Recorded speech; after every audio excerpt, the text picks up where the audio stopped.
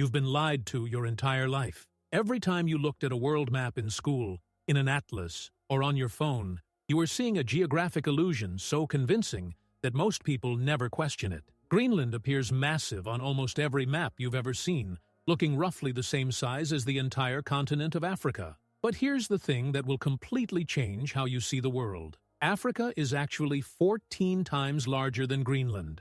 14 times. And in a moment, you'll discover the centuries-old cartographic trick that fooled generations of students, travelers, and even world leaders into believing a distortion that shapes how we view global power, climate change, and geopolitics itself. The deception starts with something called the Mercator projection, created in 1569 by a Flemish cartographer named Gerardus Mercator. Now, you might think a map from over 400 years ago would be obsolete by now, replaced by something more accurate. But walk into any classroom, open Google Maps, pull up a navigation app, and there it is, still dominating how we visualize our planet. And there's a reason it survived this long, but that reason has absolutely nothing to do with accuracy. Here's where it gets wild. Mercator designed his map for sailors, not for understanding the true size of land masses. His projection solved a crucial navigation problem. It allowed ships to plot straight-line courses across oceans using a compass bearing. Draw a straight line between 2 points on a Mercator map, measure the angle, and you could sail that bearing across the Atlantic without constantly recalculating. Revolutionary for 16th century navigation, catastrophic for geographic literacy. The trick works like this. Imagine trying to peel an orange and flatten the peel perfectly onto a table without tearing it. Impossible, right? That's essentially the problem cartographers face when converting a sphere into a flat rectangle. The Earth is round, maps are flat, and something has to give. Mercator's solution was to stretch the northern and southern regions progressively more as you move away from the equator. Think of it like pulling taffy, except the taffy is Greenland. And by the time Mercator finished stretching, it looked enormous. But here's what nobody tells you in geography class. At the equator, Mercator's map is fairly accurate. Countries like Ecuador, Kenya, and Indonesia appear roughly their true size. But travel north toward Greenland or south toward Antarctica, and the distortion becomes absurd. Greenland, sitting way up at 70 degrees north latitude, gets stretched horizontally and vertically until it balloons into a giant ice-covered monster that looks like it could swallow Africa whole. The reality? You could fit Greenland into Africa 14 times with room to spare. Africa's total area is about 11.7 million square miles. Greenland, 836,000 square miles. Not even close. And it gets worse. This isn't just some harmless map quirk. This distortion has real consequences for how people perceive the world. Studies show that when students grow up seeing Mercator projection maps, they develop a fundamentally warped understanding of global geography. They think Europe is huge, when it's actually smaller than South America. They assume Greenland is a continental giant, when it's barely larger than Mexico. They unconsciously absorb the message that northern regions, where most historically powerful Western nations are located, dominate the globe in both size and importance. Some historians argue this wasn't entirely accidental. During the age of European colonialism, Mercator maps became standard in schools across Europe and North America. Whether intentionally or not, these maps made European colonial powers appear larger and more central, while minimizing the visual presence of colonized regions near the equator. Africa, South America, and Southeast Asia all appear smaller than they truly are. Meanwhile, Europe, Russia, Canada, and Greenland look massive. The psychological impact is subtle but profound. If your homeland looks bigger on the map, it feels more important, more powerful, more worthy of attention. Now, before you think this is ancient history, consider this. Today, right now, Greenland is at the center of major geopolitical debates. Climate change is melting its ice sheet at an alarming rate, opening up new shipping routes and exposing mineral resources worth trillions of dollars. Rare earth elements critical for smartphones, electric vehicles, and military technology lie beneath that ice. Major powers, including the United States, China, and Russia, are positioning themselves for influence in the Arctic. And here's the kicker. Many people's first instinct when hearing about Greenland is to picture that gigantic landmass from the Mercator map. reinforcing the idea that it's a massive strategic prize rather than understanding its actual size and context. You might remember when former President Donald Trump reportedly expressed interest in purchasing Greenland from Denmark in 2019. The proposal was dismissed as absurd by Danish officials, but the underlying strategic interest was real. Greenland hosts Thule Air Base, one of the northernmost military installations in the world, crucial for early warning systems and Arctic surveillance. The melting ice is creating new shipping lanes through the Northwest Passage that could cut thousands of miles off routes between Europe and Asia. But when most Americans picture Greenland, they're picturing the Mercator version, a territory that looks continental in scale, which unconsciously influences how they assess its strategic value. Here's the part people miss. There are better map projections. Cartographers have known about the Mercator distortion problem for centuries. The Gall-Peters projection, introduced in its modern form in 1973, preserves accurate area relationships. On a Gall-Peters map, Africa dwarfs Greenland exactly as it should. Countries appear in their true relative sizes. But look at a Gall-Peters map, and something feels off. The shapes look stretched and weird. Greenland appears tall and thin. Africa looks elongated. Our brains, trained on Mercator, reject it as wrong even though it's actually more truthful about area. Other alternatives exist too. The Robinson projection, the Winkel triple, the orthograph. Each makes different compromises between shape, area, distance, and direction. None is perfect because perfection is mathematically impossible when flattening a sphere. But most do a better job than Mercator at showing relative sizes accurately. So, why don't we use them? The answer is both simple and frustrating. Inertia. Mercator became the standard, and standards are incredibly hard to change. It's embedded in mapping software, navigation systems, and educational materials worldwide. People are used to it. When you picture the world in your mind, you're almost certainly picturing a Mercator-style layout. Changing that would require a massive coordinated effort across tech companies, publishers, educators, and governments. And frankly, most people don't care enough about cartographic accuracy to demand it. But let's zoom out for a moment and consider what this really means.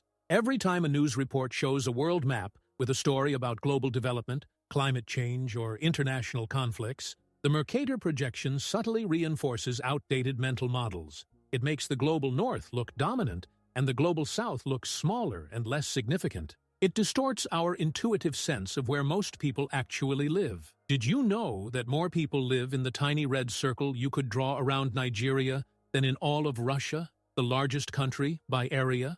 On a Mercator map, Russia looks like it could contain dozens of Nigerias. In reality, Nigeria has over 200 million people, while Russia has around 144 million. Here's another mind-bending fact. Take a look at the true size of Antarctica on a Mercator projection. It appears as a massive horizontal stripe at the bottom, looking larger than Asia. In reality, Antarctica is about 5.5 million square miles, smaller than South America. The extreme distortion at the poles makes it look like an impassable wall at the edge of the world. The more you learn about map projections, the more you realize that every map is a lie of some kind. That's not an exaggeration. It's mathematically provable. A theorem by Carl Friedrich Gauss called the Theorema Egregium, the remarkable theorem, proves that you cannot preserve all properties of a sphere when projecting it onto a flat surface. Every projection must sacrifice something, either accurate areas,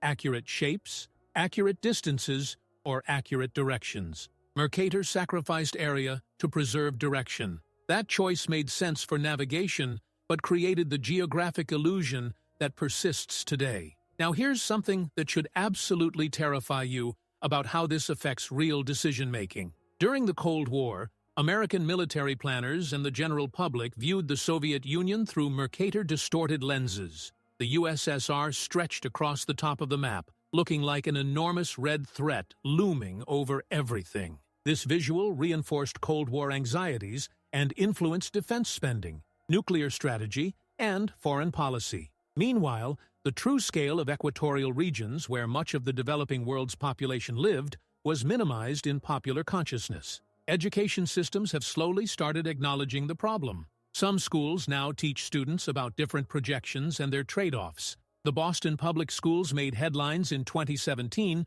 when they announced plans to switch from Mercator to Gall-Peters in classrooms, specifically to address the distortion issue and its implications for how students perceive the world. The decision sparked controversy. Some educators praised it as long overdue. Others argued that Gall-Peters has its own problems and that students should instead learn about multiple projections rather than simply swapping one standard for another. Let's bring this back to Greenland itself for a moment. Beyond the map distortion, Greenland is genuinely fascinating. It's the world's largest island that's not a continent, home to about 56,000 people, most of Greenlandic Inuit descent. The entire population could fit into a mid-sized sports stadium. The capital, Nuuk, has around 19,000 residents. Imagine a territory that looks continental on maps, but has fewer people than a small town. The ice sheet covering 80% of map Greenland is up to 2 miles thick in places. If it melted completely,